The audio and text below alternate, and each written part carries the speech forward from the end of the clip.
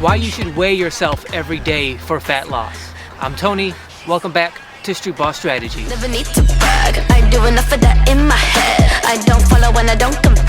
I run it up, I don't need to share. The room lights up every time I am there. So starstruck, everybody just stares. I'm bossed up, follow my hair. Love me or hate me, I don't care. So it's not quite spring here in Michigan yet, so we're not quite done with this fitness playlist for this year yet. Today we're talking about why you should weigh yourself every day when you're trying to lose weight. A lot of times there's a lot of pushback against weighing yourself every day. So in this video, we're going to talk about why you have that pushback against weighing yourself every day, what the problem with that is, how you can fix it, and then we're going to talk about why and how you should weigh yourself every day.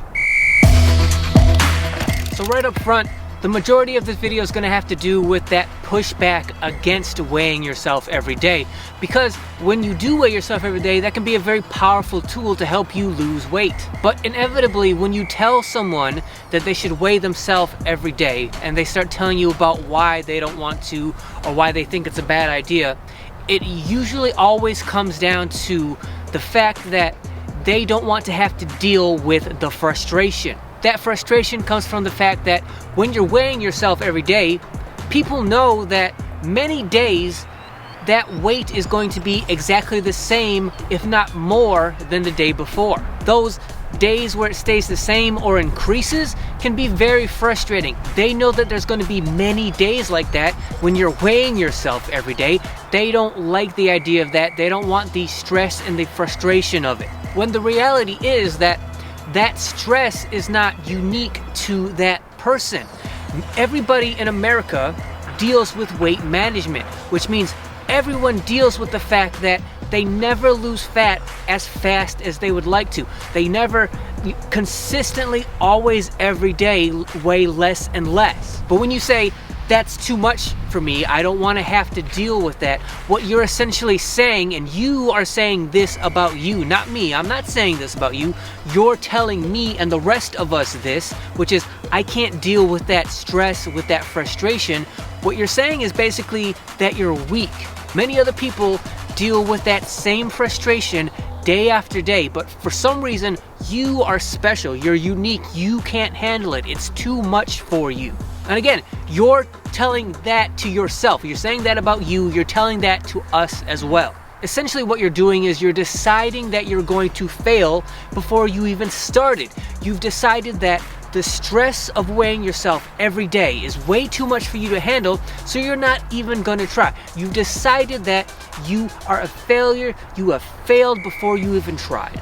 And you're probably doing this because of some kind of environmental factors that you grew up around. So probably your family was overweight, your parents, your grandparents, your family tree is just littered with people overweight, and they made excuses their entire lives for why they were overweight. And yes, it's probably that your family has bad genetics, which means you're going to be overweight as a family, but just because all of your predecessors, all of your ancestors were overweight does not mean that you have to live a healthy lifestyle as well just because they did. Maybe they didn't care. Maybe they gave up on themselves. Maybe it was back in the day where, it's the 1950s, 60s, like we didn't know what we know today about health and fitness. It was more difficult for them, so they just didn't care. They gave up on themselves. Or maybe they were just lazy.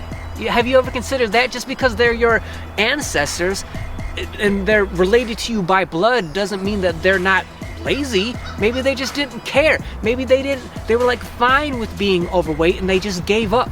And in doing so, generation after generation, they set the tone, they set the environment, they set that voice in your head that says, why even try when you already know you're gonna fail? Because that's what's happening. You have a voice in your head that's saying, whether it be in the back of your head or completely subconscious, that voice is saying, you are going to fail regardless of what you do. The frustration is going to be too much. You can't handle it, so don't even try to begin with. But let me ask you this, how many members of your family who were in their 70s and still in decent physical condition? Most of them probably weren't. Most of them when they reached their 70s were probably physically miserable. They were probably on all kinds of strong medications that they wouldn't have needed if they would have just lived a decent lifestyle. They've probably had surgeries to repair stuff that had to be fixed that probably wouldn't needed to be fixed if they would have just eaten decently and moved decently throughout all their life, but they chose not to. And that, if that happened to all of you, most of your predecessors, your ancestors, that's what's gonna happen to you too, unless you make better choices moving forward. The way you do that is to stop that voice in your head that says you're gonna fail, or you've already failed, there's no going back, you're already bad. You have to stop listening to that voice in your head that says you're not good enough because you came from an environment that taught you to be that way. It's not easy to do, it's easier said than done, but it is completely doable. The way you do it is you actually care. You actually care about yourself, about your health, and about your future health, so that when you get to your 70s, you're gonna be decent. You don't have to be like crazy healthy, but just be decent, be better than the ancestors that came before you, so that you're not miserable physically in your 70s. So you have to actually genuinely care about yourself and your health. And then if you actually do genuinely care, then you actually genuinely try. And if you're actually genuinely trying on a daily basis, there is never any failure in that. So now let's talk about why you should weigh yourself every day and how it can be so powerful. There's two main reasons for why you should weigh yourself every day. First is because you want to track yourself, you want to track your body. Because ideally, you've set the perfect plan for yourself. So you've determined how you're going to eat perfectly to lose weight.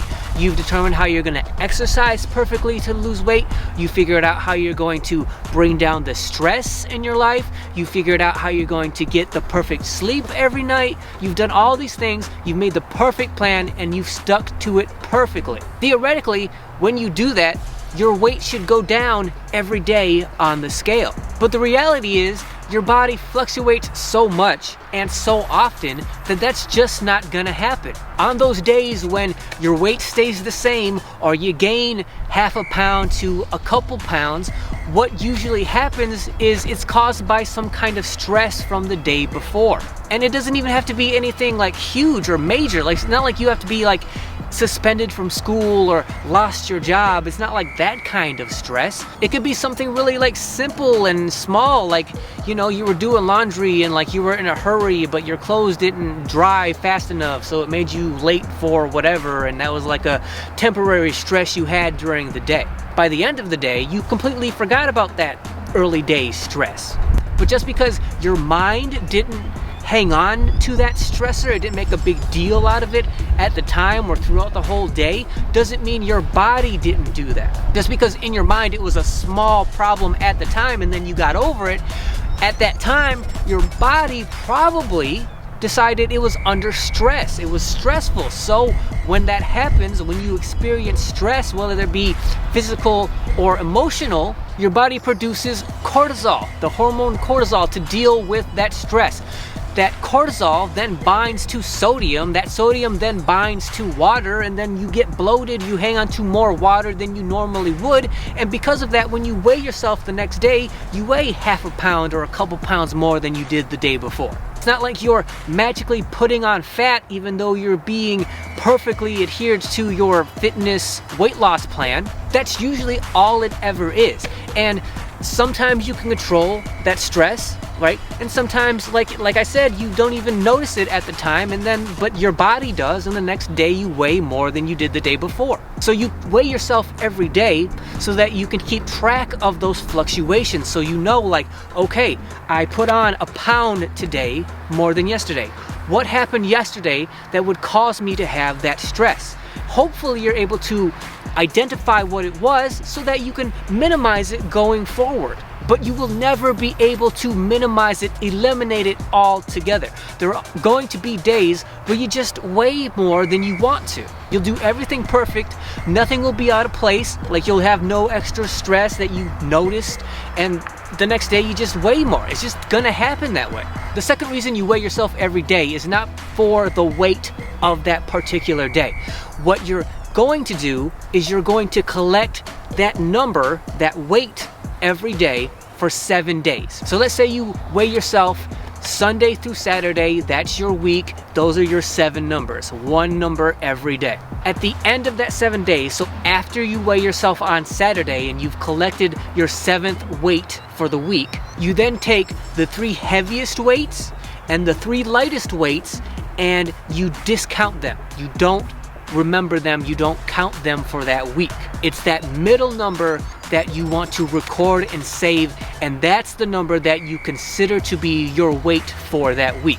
It's that median number, because those 3 higher weights for the week, those are flukes, right? We don't count those because maybe you drank too much water the day before and your body hung on to it and you were bloated and you weighed too much on a certain day. Or maybe, you went to a restaurant and you got a salad and you put too much oil on the salad and now it's like, oh, there's a ton of calories in this oil, but I already put it on my salad and I'm not gonna send it back, or like I'm already paying for it, so I might as well eat it. So you eat it and the next day you weigh a little too much. Like variations like that made you weigh too much. We don't count those. Those are not regular every day for you. The same thing with the low weights. So maybe one day you were dehydrated, so you didn't weigh as much as the day before. Or maybe you were nauseated for whatever reason, so you didn't eat as much that day, so that next day you got on the scale and it was less than you expected it to be. So we take away those top heaviest numbers and the top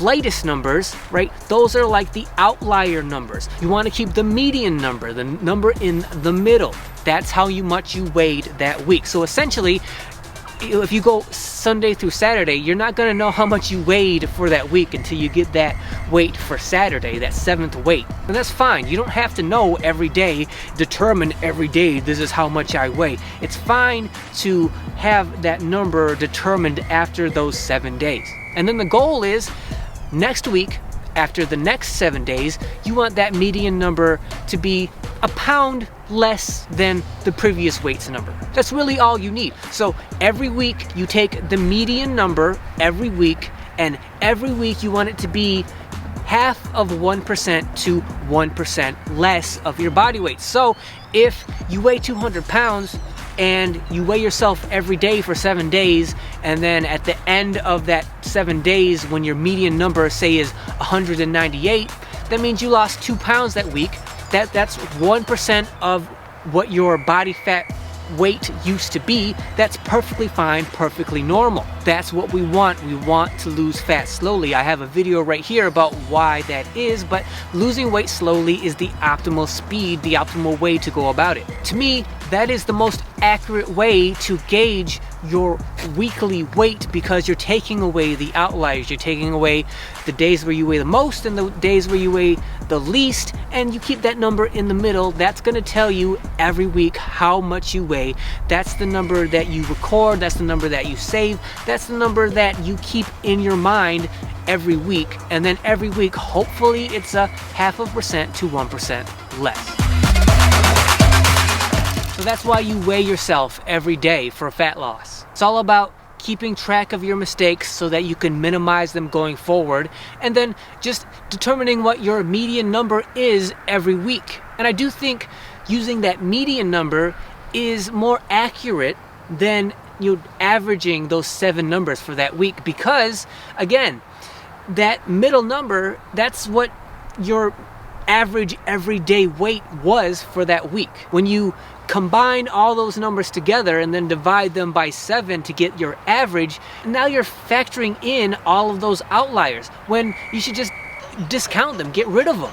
Keep the 1 in the middle, the median, and just throw out all the high ones and the low ones. I think that's much more accurate than averaging those 7 numbers together. So I want to thank you guys for watching. If you like this video, if you found it helpful, if you think it's going to help someone else, then please share this video with them and have you and them subscribe to the channel. Also, make sure you hit that thanks button down below when you do. If you comment on this video, which I highly encourage you to do, whether you agree or especially if you disagree, and we can discuss it down in the comments.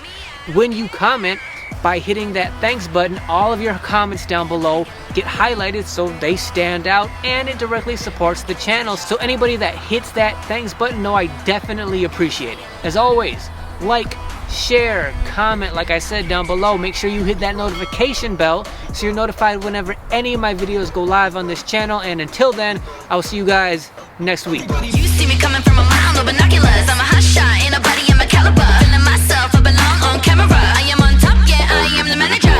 Hold up, I got a PSA. Good luck if you try to come and take